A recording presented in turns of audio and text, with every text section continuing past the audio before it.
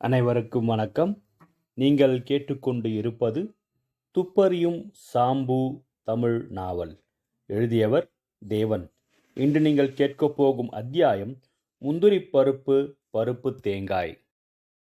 ராவ் சாஹிப் நடராஜையர் பிள்ளைக்கு கல்யாணம் நிச்சயமாகி நீடாமங்கலத்தில் அதி விமரிசையாக நடந்ததை சென்னை வாசிகள் அத்தனை பேரும் அறிவார்கள். நடராஜையர் நூற்றுக்கணக்கில் பத்திரிகைகள் அச்சடித்து விநியோகம் செய்ததால் அந்த கல்யாணம் அப்படி பிரபலமாகிவிடவில்லை. துப்பறியும் நிபுணர் ஸ்ரீமான் சாம்பு அந்த கல்யாணத்துக்கு விஜயம் செய்து திரைவிளையாடல்களில் ஒன்றை நடத்தி காண்பித்ததுதான் அதற்கு காரணமாகும். முதலில் சாம்பு கல்யாணத்துக்கு வருவதற்கு மறுத்தான். எனக்கு கல்யாண சாப்பாடு ஒத்துக்கொள்ளாது சார் என்றான். நடராஜையருக்கு சாம்புவை விட்டு போக இஷ்டமில்லை. உங்களுக்கு வீட்டு சமையல் மாதிரி செய்து போடச் சொல்கிறேன் என்று வற்புறுத்தி அழைத்து கொண்டு போனார். எங்கே கல்யாண சாப்பாடே கிடைக்காமல் போய்விடுமோ என்று பயந்த சாம்பு, அதற்காக சொல்லவில்லை, எனக்காக ஸ்பெஷலாக ஒன்றும் தயார் செய்ய வேண்டாம் என்று சொல்லிவிட்டு வர ஒப்புக்கொண்டான். நீடாமங்கலத்தில் சாம்பு ஒரு கண்காட்சியாக இருந்தான். அவன் பிரபல துப்பறிபவன் என்று அறிந்தவர்கள் மரியாதையுடன் நடந்து கொண்டார்கள். அப்படி இல்லாமல் சாதாரணமாக பார்ப்பவர்கள் சாம்புவை ஒரு நூதன பிராணி என்று நினைத்தார்கள். முன்போல் இல்லாமல் இப்போது சாம்பு ஒண்டி ஒடுங்காமல் 4 பேர் முன் தைரியமாக வந்து உட்கார ஆரம்பித்து விட்டான். ஆகையால் எல்லார் கண்ணிலும் பட்டான். மாப்பிள்ளை மணப்பெண்ணை விட சாம்பு அதிகம் கவனத்தை கவர்ந்தான். முக்கியமாக சம்பந்தி வீட்டாருக்கு சாம்பு இன்னான் என்று தெரிந்ததும் அவர்களுக்கு நடராஜையரிடமே மதிப்பு அதிகம் ஏற்பட்டது. சாம்பு வரும்போதெல்லாம் அவர்கள் பிரமாதமாக உபசரித்தார்கள். கல்யாணத்துக்கு முதல் நாள் அன்று சம்மந்தி வீட்டில் தடபுடலில் ஓர் இரட்டை வட கடிகாரச் சங்கிலி எங்கேயோ தவறிவிட்டது. இப்போது பவுன் விற்கும் விலையில் 15 பவுன் சங்கிலி காணாமல் போனது பெரும் நஷ்டம் என்றாலும் சாம்புவிடம் இந்த அற்ப விஷயத்தை சொல்லிக் கொண்டிருப்பதா என்று சம்மந்தி யோசனை செய்தார். ஒரு சமயம் சொல்வோம் என்று நினைத்தார். சாம்புவை நேரில் பார்த்தபோது வேண்டாம் என்று எண்ணினார். சாம்பு ஒன்றும் அறியாதவனாக சுற்றும் முற்றும் பார்த்து கொண்டு பிள்ளை வீட்டுக்கும் பெண் வீட்டுக்கும் நடைபோட்டு கொண்டிருந்தான். மற்ற வேளைகளில் ஓரமாக இருக்கும் தூணாக பார்த்து சாய்ந்து கண்மூடி உட்கார்ந்தான். இப்படி அவன் கண்மூடி உட்கார்ந்த சமயம் ஒரு போக்கிரி பயல் சாம்புவின் அங்கவஸ்திரத்துக்கும் தூணுக்கும் சேர்த்து முடிபோட்டு விட்டான். இவ்வளவு தூரம் சாம்புவை மெய்மறக்க வைத்தது ஓர் அற்புதமான விஷயம்தான். அது மணமக்கள் ஊஞ்சலாடும்போது கொண்டு வந்து வைக்கப்பட்ட ஒரு ஜோடி முந்திரி பருப்பு பருப்பு தேங்காய்தான். சாம்புவுக்கு முந்திரி பருப்பு என்றாலே பைத்தியம். சென்னை ஹோட்டல்களில் அவன் ஓரணா பொட்டலங்கள் வாங்கி சாப்பிடுவதுண்டு. ஆனால் இவ்வளவு முந்திரி பருப்பு சர்க்கரை பாகுவுடன் ஒரு கும்பமாக நிற்பதை பார்த்தவுடன் அவன் வாயில் நீர் சுரந்தது. எப்படியாவது ஒரு வில்லல் அதில் எடுத்து வாயில் போட்டுக்கொள்ள வேண்டுமென்ற அவா பிறந்தது. ஆகவே பருப்பு தேங்காயின் மீது அவன் வைத்த கண் வாங்காமல் பார்த்து கொண்டிருந்தான். அதற்கு பிறகு அவனுக்கு வேறொன்றிலும் கவனம் செல்லவில்லை. அவனை கவனித்து வேளாவேளைக்கு காப்பி பலகாரம் கொடுத்தவள் ஸ்ரீமதி தர்மாம்பாள். அவளுக்கு 50 வயது இருக்கும். சிலருக்கு எல்லாருடனும் சொந்தம் கொண்டாடும் சக்தியை ஈஸ்வரன் கொடுத்திருக்கிறான். எப்படியோ பல மூலை முடுக்குகளில் தேடி ஒரு உறவை சொல்லி அவர்கள் உறவினர்கள் என்ற பாக்கியத்தை கொண்டு வந்து விடுவார்கள். சம்மந்தி வீட்டுக்கு அம்மாதிரி உறவினரான தர்மாம்பாள் அதேபோல் நடராஜையர் அகத்திலும் ஒரு உறவை ஏற்படுத்தி கொண்டு 2 சம்மந்தி வீட்டுக்கும் நடந்து கொண்டிருந்தாள். ஆகவே சாம்பு எங்கிருந்தாலும் அவருடைய கண்ணுக்கு தப்பவில்லை. கல்யாண காரியங்கள் அனைத்திலும் பங்கெடுத்து கொண்டு செய்தவளாகையால் சம்மந்தி வீட்டில் அவளுக்கு சகல உரிமைகளும் இருந்தன. சம்மந்திக்கு இவ்வளவு வேண்டியவள் நடராஜையர் வீட்டிலும் தாராளமாக பழகினதில் ஆச்சரியமில்லை. சாம்பு தன் ஸ்மரணை இல்லாமல் இருந்தான். அவனுடைய ஒரே குறி பருப்பு தேங்காயில் ஒரு பகுதியை விண்டு கொள்ள வேண்டுமென்பதுதான். பருப்பு தேங்காய் நடராஜையர் வீட்டில் இருந்தபோது அதன் அருகாமையிலேயே சுற்றி பார்த்தான். அதை தொடுவதற்கு சந்தர்ப்பம் ஏற்படவில்லை. பிறகு அது பெண் வீட்டுக்கு வந்து அங்கே ஒரு அறையின் மூலையில் வைக்கப்பட்டது. இங்கேயும் அதை துளி விண்டு கொள்ள சாம்பு முயன்று வந்தான். ஆனால் கல்யாண வீட்டில் மனிதர்கள் நடமாட்டம் இல்லாமல் இருக்குமா? சாம்பு அந்த அறைக்குள் சந்தர்ப்பம் பார்த்து நுழைந்து விட்டான். ஆனால் எதிர்பாராத விதமாக அப்போது சம்மந்தி விட்டு ஸ்திரீகள் இரண்டொருவர் வந்து விட்டார்கள். கிட்டத்தட்ட அதை தொடப்போனவன் சட்டென்று ஒதுங்கிக் கொண்டான். சாதாரண மனிதர்கள் யாராவது அப்படி செய்திருந்தால் அதை யாரும் கவனித்திருக்கவே மாட்டார்கள். கவனித்திருந்தாலும் பொருட்படுத்தியிருக்க மாட்டார்கள். ஆனானப்பட்ட சாம்பு ஒரு துரும்பை எடுத்து கிள்ளி போட்டாலும் அதற்கு ஒரு அர்த்தத்தை ஜனங்கள் கற்பிக்க மாட்டார்களா? இது விஷயம் ஒரே நிமிஷத்தில் சம்மந்தியின் காதுக்கு எட்டியது. சாம்பு பருப்பு தேங்காயின் மீது ஒரு கண் போட்டிருக்கிறார். இதற்கு ஏதோ காரணம் இருக்க வேண்டும். சம்மந்தி இப்படி அபிப்பிராயப்பட்டபோது அங்கே தர்மாம்பாள், அதெல்லாம் ஒன்றும் இராது, அவர் பாவம், ஏதோ யோசனையாக இருக்கிறார்.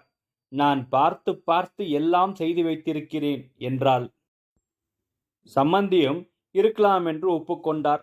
அடுத்தபடியாக சம்மந்தியின் காதில் சாம்புவை பற்றி செய்தி விழுந்தது. சாம்பு கல்யாண வீட்டு சமையற்காரனை இந்த வீட்டு பட்சணங்கள் செய்தது யார் என்று விசாரித்தானாம். பிறகு பருப்பு தேங்காய் செய்தது யார் என்று குறிப்பிட்டு கேட்டானாம். சமையற்காரன் தனக்கு தெரியாதென்று சொன்னானாம்.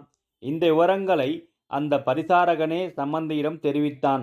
அப்போது அங்கே வந்த தர்மாம்பாள், நம்ம கல்யாணத்துக்கு சமையல் பக்ஷணங்கள் எல்லாம் வெகு தரமாக இருக்கிறதில்லையோ, சாம்பு அதற்காக விசாரித்திருப்பார் என்று சொன்னாள். மறுபடியும் சம்மந்தி அந்த விஷயத்தை அதோடு விட்டுவிட்டார். சாம்பு மட்டும் பருப்பு தேங்காயை அதோடு விடவில்லை. சர்க்கரை பாகுவுடன் கம்பீரமாக நிற்கும் அந்த பருப்பு தேங்காயில் துளியாவது விண்டு வாயில் போட்டு கொள்ளாவிட்டால் அவன் மனம் நிம்மதி அடையாது போல் இருந்தது. அதற்கு அவன் இரவு வேளையே எதிர்பார்த்து காத்திருந்தான்.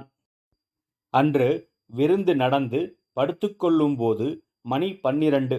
கல்யாண வீட்டு ஹாலில் ஒரு காஸ் லைட் வர வர மங்கிக் கொண்டு எரிந்து கொண்டிருந்தது. கூடத்தில் நாற்புறமும் விருந்தாளிகள் படுத்து தூங்கிக் கொண்டிருந்தார்கள். அவர்களின் குரட்டை சத்தங்கள் ஒன்றுடன் ஒன்று போட்டி போட்டு கொண்டிருந்தன. அவன் மணக்கண் முன் அந்த முந்திரி பருப்பு தேங்காய் அப்போதும் நின்றது. மெல்ல சாம்பு எழுந்தான். தூங்குபவர்களை தாண்டி கொண்டு பருப்பு தேங்காய் வைத்திருக்கும் அறையை நோக்கி நடந்தான். அறைக்குள் யாரும் இல்லை. சரியான சமயம். திருடன் நுழைவது போல் சாம்பு நுழைந்தான். ஒரு கணம் சாம்பு தன்னை பற்றி நினைத்து கொண்டான். தன் கௌரவம் என்ன, தான் செய்யப்போகிற காரியம் என்ன? பெரிய ஜமீன்தார்கள், வியாபாரிகள், ஏன் போலீஸ் அதிகாரிகள் அவனுக்கு எத்தனை கௌரவம் வைத்தார்கள். இப்போது கேவலம் ஒரு பருப்பு தேங்காய்க்காக அவ்வளையும் மறப்பதா? சாம்பு சற்று நின்றான். அவன் தயங்கிய போது அந்த பண்டம் அவன் கண்முன் நின்றது. உடனே அவன் மன உறுதி தளர்ந்தது. யாருக்கு தெரிய போகிறது இப்போது நாம் செய்வது என்று மேலே நடந்து சென்றான். எதிரில் பருப்பு தேங்காய். இடது கையால் அதை பிடித்து கொண்டு வலது கையால் அதை முறிக்கப் போனான். அந்த அறையின் மூலையில் யாரோ அசையும் சத்தம் கேட்டது. அடுத்த கணம் அவன் கையை மற்றொரு கை பற்றி கொண்டது. விடு அதை என்ற அதட்டல் கேட்டது. சாம்பு நிமிர்ந்து பார்த்தான். தர்மாம்பாள் தான் அதை பிடித்திருந்தாள். அவள் அந்த அறையில் படுத்திருந்ததை அவன் கவனிக்கவில்லை. என்ன மடத்தனம்! விடு அதை என்றாள் அவள். நீதான் விடு, எனக்கு வேண்டும் என்றான் சாம்பு. நன்றாயிருக்குதடி இது. திருடன் மாதிரி வந்தும் யாரை பார்த்து திருடன் என்கிறாய்? நீதான் திருடி மாதிரி வந்திருக்கிறாய் என்றான் சாம்பு. கூடத்தில் படுத்திருந்தவர் ஒருவர் தூக்கம் கலைந்து கண்ணை விழித்து பார்த்தார். அவருக்கு அரை தூக்கத்தில் ஒரு ஸ்திரீயும் புருஷனும் வாக்குவாதம் செய்து கொண்டு நிற்பது கேட்டது. சடேரென்று எழுந்தார். சாம்புவின் பிடரியில் ஓங்கி ஒரு அறை அறைந்து கையை பிடித்திழுத்து வெளியே வீசினார். சாம்பு நிலை கலங்கி வெளியே வந்து அவருடன் மோதிக்கொண்டான். அவன் கண்முன்னால் அவுட் வானம் விட்டது போல் நட்சத்திரங்கள் பறந்தன. அவன் கையில் கெட்டியாக பிடித்திருந்த அவன் உள்ளத்தை பறிகொடுத்த பருப்பு தேங்காய் துப்பாக்கியிலிருந்து விடுபட்ட குண்டு போல் கிளம்பி ஒரு கல் தூணில் மோதி 3 சுக்கலாக விழுந்தது. அந்த கலேபரங்கள் நடப்பதற்குள் கூடத்தில் படுத்திருந்தவர்கள் அவ்வளவு பேரும் எழுந்துவிட்டார்கள். சாம்புவுக்கு அடிபட்ட ஆயாசத்தை விட இவ்வளவு பேர் முன்னிலையில் அவமானப்பட போவது அதிக வேதனையை உண்டாக்கியது. அவன் தலை கிருகிருவென்று சுற்றி மயக்கமே வந்துவிட்டது. 1-2 பேர் ஓடிப்போய் அவனை பிடித்து கொண்டார்கள். அவர்கள் பிடியிலேயே சாம்பு மூர்ச்சையடைந்தான். பருப்பு தேங்காய் சுக்கல்களை எடுக்கப் போன ஒருவர் 2 சுக்கல்கள் சேர்ந்தாற்போல் வருவதை கவனித்தார். அவைகள் இரண்டையும் இணைத்தது ஒரு தங்கச் சங்கிலி என்பதை அவர் கண்டதும் ஒரு கூச்சலே போட்டுவிட்டார். துரிதமாக நடந்த இந்த சம்பவங்களினால் திகைத்துப் போயிருந்த தர்மாம்பாள் அதை பொறுக்க இப்போதுதான் ஓடி வந்தாள். சங்கிலியை எடுத்து காண்பித்துக் கொண்டு ஒருவர் நிற்பதை பார்த்தவள் அப்படியே சிலையாக நின்றுவிட்டாள். ஏதோ கலவரம் என்று கேள்விப்பட்டு சம்பந்தி ஓடோடி வந்தார். சாம்பு மயங்கி கிடப்பதையும் தங்கச் சங்கிலி பருப்பு தேங்காயிலிருந்து வெளிப்பட்டதையும் தர்மாம்பாள் கையை பிசைந்து கொண்டு நிற்பதையும் பார்த்தார். அவர் முகத்தை பார்த்ததுமே தர்மாம்பாள் எதிர்பாராத விதமாக கதறிவிட்டாள். என்மேல்தான் குற்றம், நான் தான் சங்கிலியை திருடினேன். அதை இந்த பருப்பு தேங்காயில் ஒளித்து வைத்தேன். இங்கே இருந்து இதை கொண்டு போகலாம் என்று நினைத்தேன். நீங்கள் சாம்புவை வரவழைத்தீர்கள். அவர் கண்டுபிடித்து இந்த பருப்பு தேங்காயிடம் குறிப்பாக வந்தார். அதை அவர் எப்படித்தான் கண்டாரோ? அவர் மந்திரவாதியோ இச்சினியோ என்னை திருடி என்று சொல்லிவிட்டார். என்னை என்ன வேண்டுமானாலும் செய்து கொள்ளுங்கள். இந்த சாம்புவின் முகத்தில் விழிக்காமல் கொண்டு போங்கள் என்றாள்.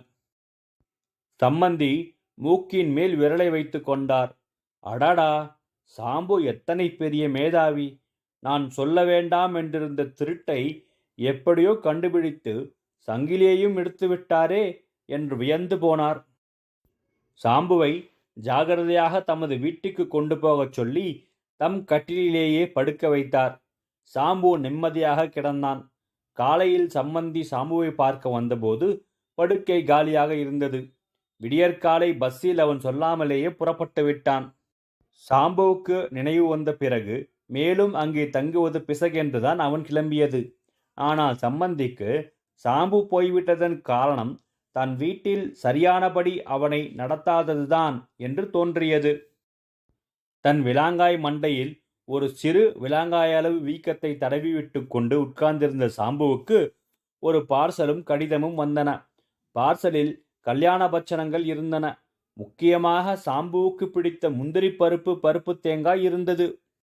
இதெல்லாம் எங்கிருந்து வந்ததென்று ஆச்சரியப்பட்டு கொண்டே கவரை உடைத்தான். 100 ரூபாய்க்கு ஒரு செக்கு. தம் வீட்டில் திருட்டு போன சங்கிலியை எடுத்து கொடுத்ததற்கு நடராஜரின் வந்தனம். தம் பார்வையில்லாமல் நடந்த சிறு அவமானத்துக்கு மன்னிப்பு கோரி வேண்டுகோள். இவ்வளவும் அடங்கிய ஒரு கடிதமும் அதில் இருந்தன. சாம்பு ஆச்சரியத்துடன் வாயை பிளந்து உட்கார்ந்து கொண்டிருந்தான். நன்றி, மீண்டும் சந்திப்போம். வணக்கம்.